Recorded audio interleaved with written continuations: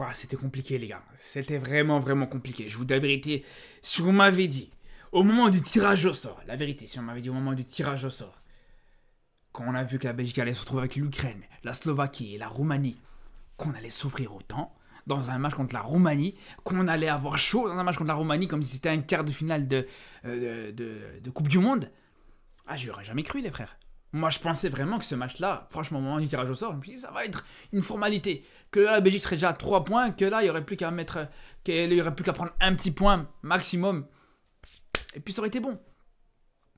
Mais là, c'est pas du tout le cas, les gars. Là, t'as souffert quasiment du début à la fin. Alors, au final, tu t'en sors très bien avec une belle victoire, avec un match correct de la part de l'équipe de Belgique.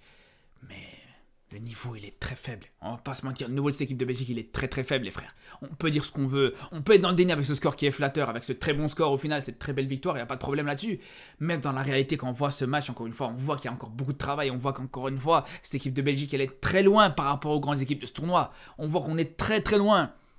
Que ce soit au niveau collectif ou au niveau individuel. Alors bien sûr, c'était mieux que contre la Slovaquie. C'était beaucoup mieux que contre la Slovaquie même. Mais au bout d'un moment, faut pas dire que ça y est, sous prétexte que c'était mieux que contre la Slovaquie, ou c'était une catastrophe, ça veut dire pour autant que voilà, c'est complètement rassurant. On est loin d'être complètement rassuré par rapport au niveau réel de cette équipe.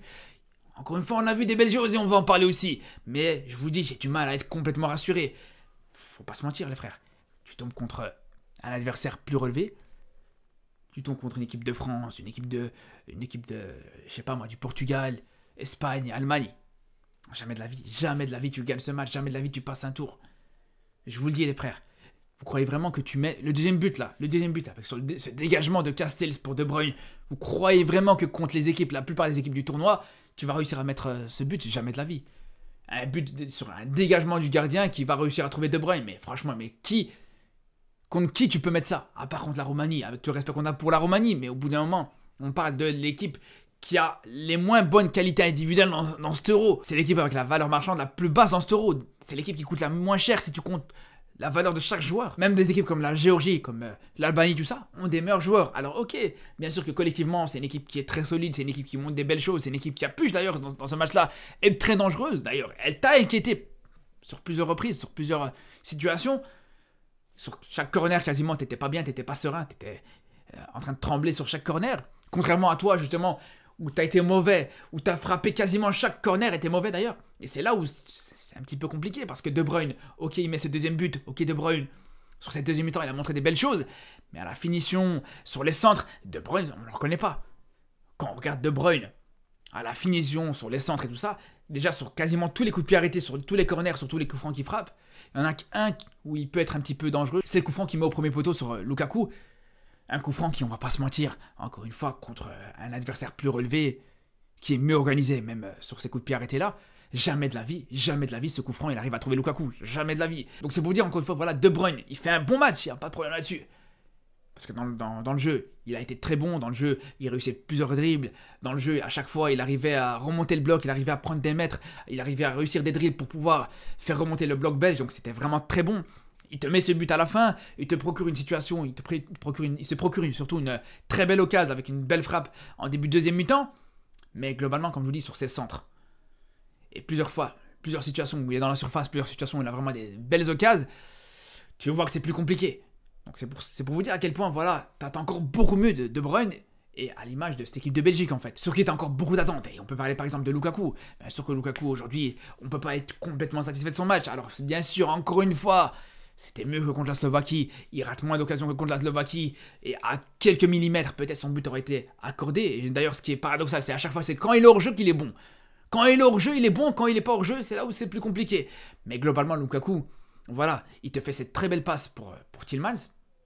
Il a la lucidité de se faire cette passe pour Tielemans, mais le problème c'est quoi? C'est que ce qui me dérange par rapport à Lukaku, c'est que à chaque fois, il veut trop en faire. À la place de faire comme sur le premier but, où il a fait le geste qu'il fallait faire, voilà, où il a fait cette petite remise à Tielemans, et c'est ce qu'il fallait faire.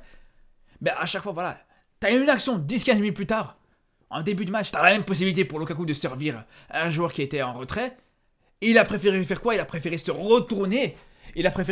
Pour essayer de marquer, mais c'est là où c'est compliqué. On s'en fout que tu marques, Lukaku. Ok, toi tu veux peut-être marquer, tu veux peut-être soigner tes stats. On en a rien à foutre que tu marques. On en a rien à foutre. Si t'as des joueurs comme ça qui sont bien positionnés, que tu peux servir, joue comme sur le premier but.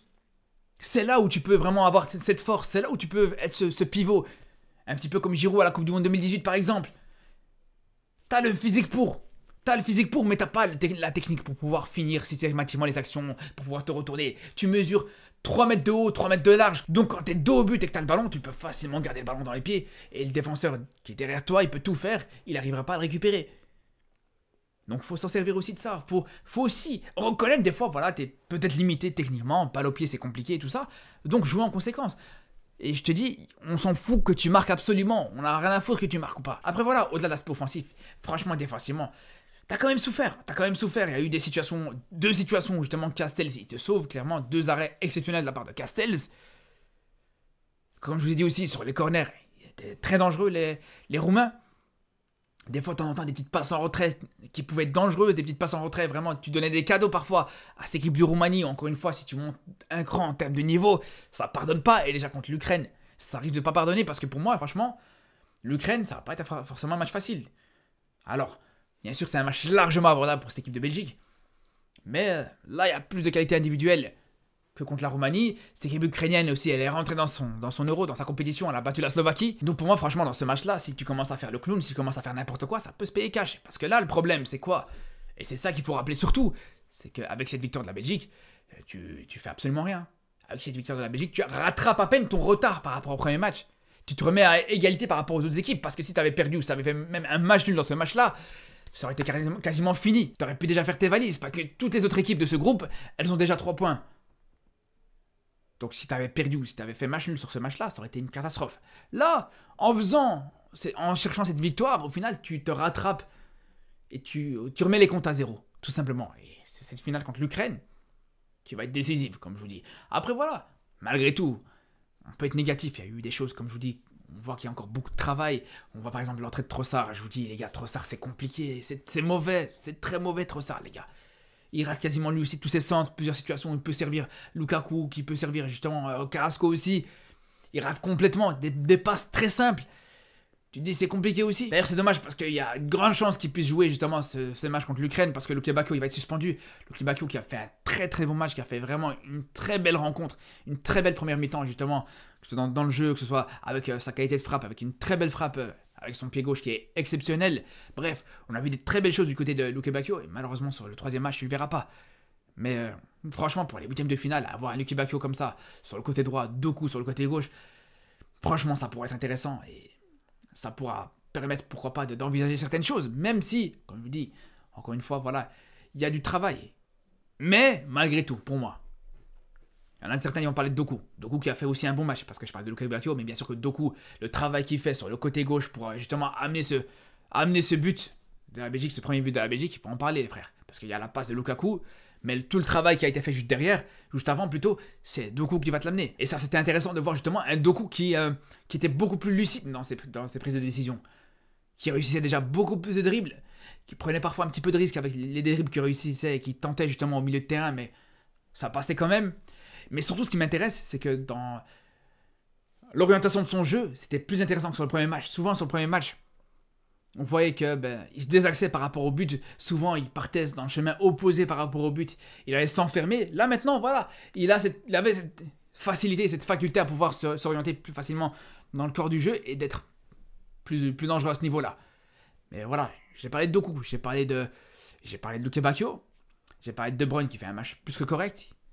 Mais pour moi, vraiment, encore une fois, un joueur magnifique aujourd'hui, c'est Onana, les frères. Onana a été stratosphérique. Je vous le dis, je crois que j'en ai parlé encore hier dans une vidéo que j'ai faite où je parlais un petit peu du mercato du Barça, où je disais que ça pourrait être intéressant de recruter un Nico Williams par exemple au Barça.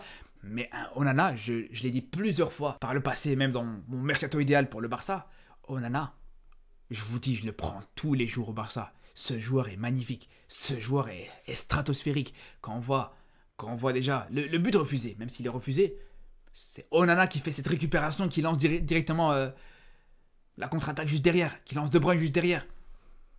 Pareil, plusieurs situations, on voit justement Onana non seulement récupérer un ballon et juste derrière lâcher cette passe en profondeur. Et rien que sur l'aspect défensif, sur le travail défensif qu'il apporte, c'est monstrueux ce qu'il apporte. Vraiment, c'est exceptionnel. Et ce qui est intéressant, c'est que même des fois où il n'arrive pas à intervenir, même des fois où voilà, il va intercepter ce ballon, mais que juste derrière, il perd le ballon. Tu vois que derrière, il peut revenir. Tu vois que derrière, voilà, il perd le ballon, il est en retard. Et il arrive à revenir. Ça me fait penser un petit peu à Kanté en équipe de France. Alors, toute proportion gardée, bien sûr. Mais voilà, on voit que Onana aussi a cette capacité à pouvoir justement revenir. Même si sur le début d'action, il peut se rater. Mais tu vois un retour intéressant. Et ça, c'est une très bonne chose. Franchement, pour moi, c'est vraiment un tollé cette équipe de Belgique. Onana, il est hyper sous-coté. Je crois qu'on s'en rend pas suffisamment compte. Je pense que même en Belgique, ça va plus se focaliser sur De Bruyne, sur Doku, sur ci, sur ça, sur les joueurs offensifs. Mais les gars, franchement, on a beaucoup de chance d'avoir un joueur comme Onana sur le terrain. Et c'est peut-être par lui que peut venir justement le salut de cette équipe de Belgique. Et peut-être pourquoi pas avoir des bonnes choses en cet Euro. En tout cas, c'est ce qu'on espère. Et à commencer dans ce match contre l'Ukraine. En tout cas, les frères, justement, on se retrouve très vite justement pour reparler de cette équipe de Belgique avec ce match de l'Ukraine. On sera bien sûr en live, comme à chaque match des Diables Rouges, sur ma chaîne secondaire. Et demain, il n'y aura pas de live. Par contre, lundi, on reprend les lives avec ce Espagne-Albanie. Mardi, on aura l'occasion de suivre le match de l'équipe de France contre la Pologne. Mercredi, on terminera cette phase de poule avec un live Belgique-Ukraine qui s'annonce vraiment intense. Et ça va peut-être être une des affiches de cette troisième journée du groupe E qu'on attend avec impatience. En tout cas, les frères, je vous dis à très vite pour une nouvelle vidéo et surtout d'ici là, prenez soin de vous.